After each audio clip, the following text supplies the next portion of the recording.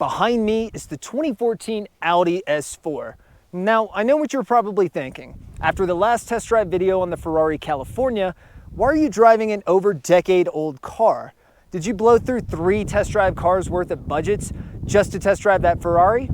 Absolutely not. But no, really, the test drive series is all about getting our hands on cars that are more accessible for people like you and me. The Audi S4 absolutely fits that bill better than the Ferrari California did. I'm Alex, your host, and join me today for Test Drive Audi S4.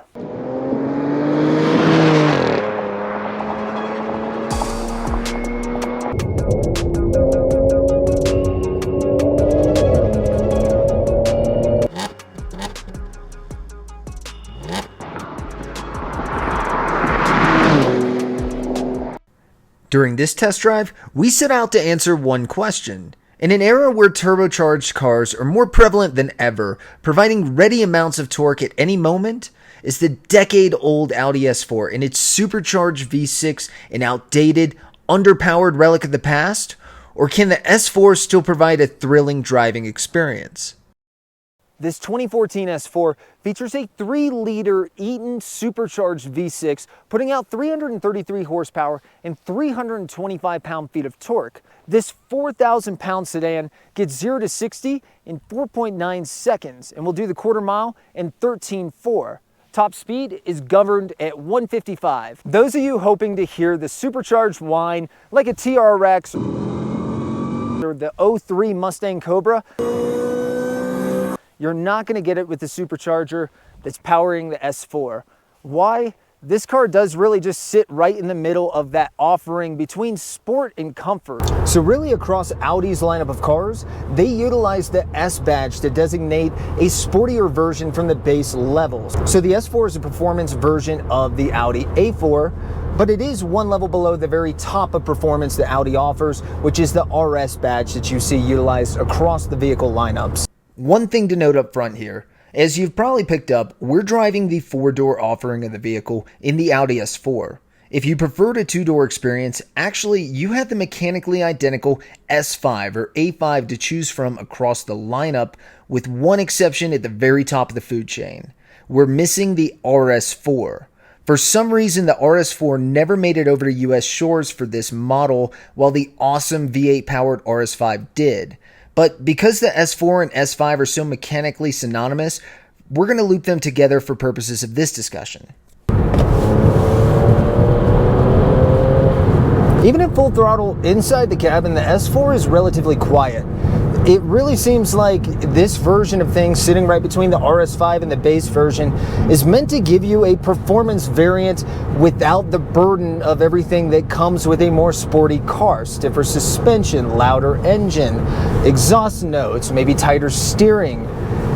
It really does strike a pretty good harmony between race car and comfort car. For this run of Audis, it was available with 2 different transmissions, a 6-speed manual or a 7-speed dual clutch Steptronic automatic with paddle shifters, which is what you can see here. They're little itty bitty baby shifters, but again, the S4 kind of sits in that sport comfort zone and kind of is akin for the car.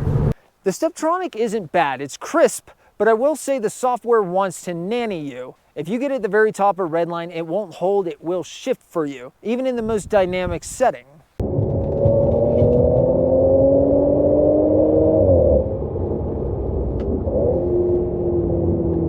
One thing to note about this S4, which is technically called the B8 or B8.5 if you want to be real technical, it is the last S4 to offer a manual transmission.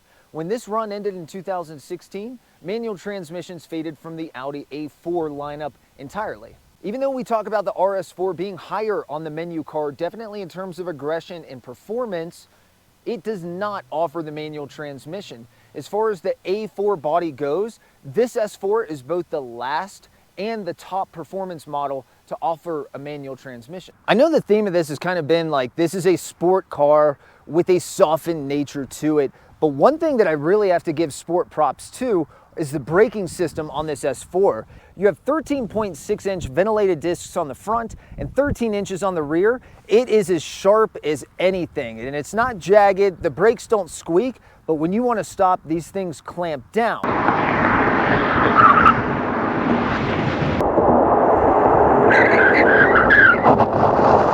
So Audi's forever been known for the Quattro all-wheel drive system they have, and on this car it's a 40-60 split, 40% power to the front, 60% to the rear. There is a active rear differential, which Audi claims works almost akin to rear steering. The S4's active rear differential essentially works in two ways. It can utilize brakes to slow down the inner rear wheel while essentially overdriving the opposite wheel, which increases your turning ability in a corner. And even though Audi calls it akin to rear steering, the active rear differential really is just that. You see it on a lot of cars nowadays. It is not rear steer. From a suspension perspective, this does have a front and rear link suspension. There was a adaptive dampers option. This vehicle does not have it, and it really handles well. I'd say for a fairly porky sedan at nearly 4,000 pounds, the vehicle does grip right before it gives out to understeer in the turns, but otherwise it's a pretty well handling vehicle whether you have the adaptive dampers or not. The Audi S4 has 4 different drive modes, but when you take a step back, there really are only 2. Comfort and dynamic, and those 2 are fairly self-explanatory. In the middle, you have auto, which will choose between the 2, or individual, where you can customize which settings you want for your custom driving mode. Essentially, the 3 things that are affected between those different modes are steering tightness, the transmission feel, and the throttle mapping. The interior of the S4 is clean and classic Audi that really isn't too far off from what you see featured in their vehicles today, outside of, as you would expect, a smaller infotainment screen. Even after 10 years, the sport seats in the Audi are really comfortable and look to be in really great shape. They came in 2 different trims, the all leather sport seats that you see here, or the Alcantara trim, like a suede trim, along with the leather seats, was also an option. They're really supportive, bolster you in perfect, but doesn't squeeze you, and I've been driving for hours and feels pretty good. And the steering wheel's right in that same realm. It's your typical flat bottom sports rim. Audi's been featuring something thin like this for a while. It's really clean, perfect place for 10 and 2. Really more like 9 and 3. The sound system in this car kicks ass. A 14 speaker, 500 watt Bang & Olufsen surround sound system. Audi did not skimp, even though this is over a decade old. This sound system holds up even with the best ones that are coming on the market today. This S4 also offered blind spot monitors and a spotty rear camera with sensors. A bit of interesting history on the name S4. Knowing that this is the sport version of the Audi A4, it may surprise you to find out the Audi S4 actually debuted 3 years before the A4 even hit the market. How is that possible? Well, actually, the first S4 came out as a sport variant of the Audi 100 series. In 1994, the Audi 100 series ended up being changed and rebadged to the Audi A6. A small tweak was done to that original S4 on the design front, and that was essentially rebadged as the new Audi S6 in 1994. So the S4 badge itself actually died for 3 years between 94 to 97. When the S4 badge reemerged in 1997, it came out roaring. It had a 2.7 liter bi-turbo V6. In Europe, the vehicle had 261 horsepower and 296 pound-feet of torque. When it came over to the US for emissions purposes, it was tuned down to 247 horsepower and lost a bunch of torque, going down to 258 pound-feet of torque. But one of the things that people loved about that 1997 S4 is that it was very easily tunable. The 3rd generation of S4 debuted in 2003, and they changed the engine once again from that 2.7 liter bi-turbo to a naturally aspirated 4.2 liter V8 that put out 339 horsepower and 302 pound-feet of torque. It was a real beast, obviously sounded beautiful. There were some wear issues that exist with that older V8 powered S4, but it was a gem. And that leads us to where we are with this S4. Powered by a 3 liter Eaton supercharged V6, this S4 did lose a little horsepower. We are down 6 to 333, but torque is way up to 325 pound-feet of torque in this V6. And they switched over to the 3 liter supercharged engine for one reason primarily. You got 1 mile per gallon less with this engine than you do on the base Audi A4. And Audi says that was good for avoiding gas guzzler tax. You may have picked up that we're at pretty high elevation. Matter of fact, this entire test drive, the Audi's been tested at 8,000 to over 10,000 feet just based on where we are. The one thing that's good about boosted, supercharged, or turbocharged engines versus their naturally aspirated counterparts is the naturally aspirated engines tend to have trouble basically breathing at high altitude, much like you or me. When you have forced induction, like a supercharger on this vehicle, it will continually pump air through there. So even if the naturally aspirated part of the engine starts to give a little bit, you still have that strong boost coming from the supercharger. And during this entire test drive, the vehicle's really handled well. Anytime you wanted to get on it from 0 to the top of the speedometer, you could basically get at it.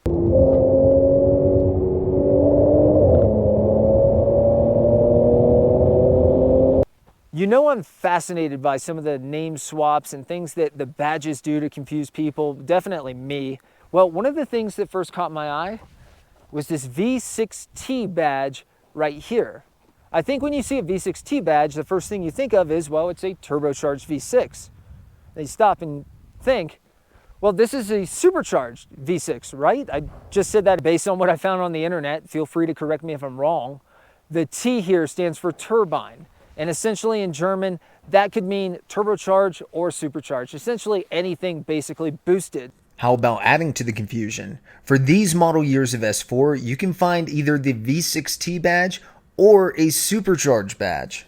With the very same S4 model, you can get a package that has a $295 supercharged logo. So unfortunately, it's not some good conspiracy theory when some S4s got a turbocharged V6 and some got supercharged. It was basically a $300 option. If you're looking for competitors of this model year of S4, you're probably looking at the turbocharged BMW 335 or possibly the naturally aspirated Mercedes C350, Lexus IS 350, or even the Infiniti G37.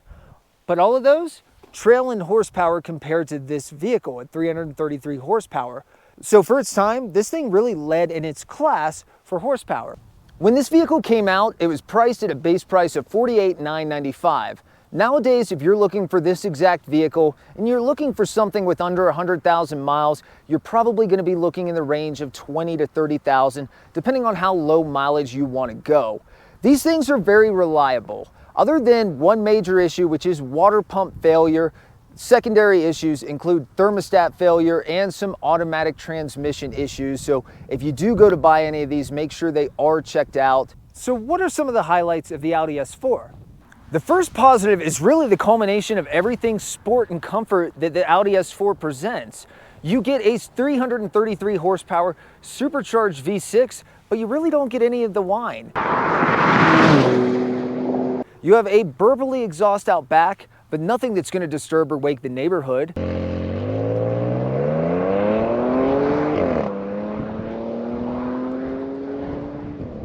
The ride, the suspension, the transmission, they're all compliant. Really the sportiest thing on this vehicle are the brakes, and those aren't even squeaky. So really it is the striking balance of sport and comfort that this vehicle presents that I think is a strong positive. My second highlight is the 505 watt 14 speaker Bang & Olufsen sound system that's in the Audi S4. Really, whether you're stuck in traffic, if this is your daily driver, or you're pushing it all the way up to the top of your top of your legal range in your state or county, the sound system is going to provide a great sound experience. And I think that's really important in a car, again, especially if it's going to be your daily driver. 10 years later, I'd say this thing is right up there with anything in today's day and age within this class. Another positive has to be the overall styling of this vehicle. Honestly, even a decade later, I think it really stands out. You have more round edges than you do in today's boxier S4, and both inside and out, it's really clean. I love the hell out of the style of those seats. Super comfy, super good looking. One of the biggest features that people know about Audis are the LED headlights. One of my favorite car commercials of all time actually features an Audi. An Audi's driving into a neighborhood as people are putting up Christmas lights at Christmas time, and as it pulls into their driveway, the LED headlights shine out, and Audi pops up saying, "Best lights in the neighborhood." And honestly, I still think they hold that. I don't know any other manufacturer that does headlights better than Audi. Let me know who you think's on top of the headlight game if it's not Audi. Bonus highlight maybe is definitely the 333 horsepower supercharged V6. I miss the sound of a supercharger. We're not gonna get those more nowadays that things are moving towards the turbocharged world, but the supercharger whine, even if it's a little there, still sounds excellent. How can I describe it? The Supercharged V6 isn't an engine that feels super rewarding working the gears to redline, and you're not going to get engine notes from that V8 that predecessed this. But it's just a freaking unit that pulls so reliably and consistently across the whole tachometer. So what are some of the negatives with the Audi S4? My first negative is that the Audi S4 feels like it is more front heavy than it actually is. It is 55-45 front to rear weight distribution, which means 55% of the car's 4,000 pounds are sitting on the front half of the axle. But really it feels heavier than that. When you start to lose it, even with the active rear differential and all-wheel drive, it is complete understeer. It's just the wheels going out from underneath you rather than the rear end. It's engaging through turns, but don't make any mistake, you're not going to be losing the back end or winning any drift contests in the Audi S4. My second negative is the Audi infotainment MMI system. I just feel like it's frustrating and clustered to go through and not the best infotainment system of that era. I still actually haven't been able to find out how many miles per gallon I've been getting. This guy's a The last negative, and this one's not fair. I say this up front, especially after what I just went through the positives of everything this vehicle is. But it leaves you wanting more. Again, you don't really have that supercharger whine. You don't really have an exhaust. It takes off, but it doesn't throw you in the back of a seat. It really makes you wonder if the V8 that predecessed this was a better, more exhilarating engine. But you do have to take a step back and remember this is the middle of the menu card that Audi offers for the A4 platform. There is, of course, that still 4.2 liter V8 powered RS5 that sits above this on the food chain, and that's something hopefully we get a chance to experience soon. So now to answer the question we started with, over a decade later, does the 2014 Audi S4 still hold up as a compelling driving experience? My answer is absolutely. As a matter of fact, I think this generation's S4 may be one of the most underrated daily drivers of all time, especially in a place like this. Think about it, you get full-time all-wheel drive, different driving modes. As far as gas mileage goes, you only get 1 mile per gallon less than the base 2 liter on the Audi S4. It's got everything sport with just the right level of comfort integrated within it. And again, if you want that more hellacious experience, it sits right below the RS5, which has that V8 powered experience, which is going to knock it up another level. It's a very well-rounded vehicle for almost any activity that you're doing. And I've seen a lot of Audis in some weird places up here. So in my opinion, I think this is one of the greatest daily drivers of all time. Let me know your thoughts. Did I get it right? Did I get it wrong? What would you think about the Audi S4? Would you make it your daily driver? Thank you for joining Test Drive Audi S4. This is the third in our test drive series of videos. The whole point of the test drive series of videos is to celebrate vehicles like this 2014 Audi S4 while we have the chance. After all, this 3-liter supercharged V6 that sits under the hood is already extinct. And as automakers move towards more EVs for fuel efficiency, there's going to be less and less internal combustion engines like this that we can celebrate each day as cars wear out and move off the road. If you're somebody that enjoys those type of vehicles like me, feel free to subscribe because we're going to be doing more of these test drive series of videos. I'd love to know what cars you'd like to see test driven. Whether this is your first video or you've watched the other few, I hope that you're enjoying the videos. My goal is to give you a dynamic, more engaging experience of what it's like to drive these awesome cars, at least in the best way you can possible from the seat you sit in. I don't just want to stand in a parking lot doing this and telling you facts about these cars. After all, there are people that do that much better. So I don't just want to be at the same place. I actually take these on the road, really take time to understand what it's like to feel and drive these cars. I'm trying to get better with each and every one of these videos. I hope that's coming through, and I'd love to know how you think I'm doing. I read all feedback, positive and negative, and definitely take it to heart. So anything you say, believe me, it's getting through. I'm Alex, your host. I appreciate the hell out of you watching, and I'll see you on the next test drive.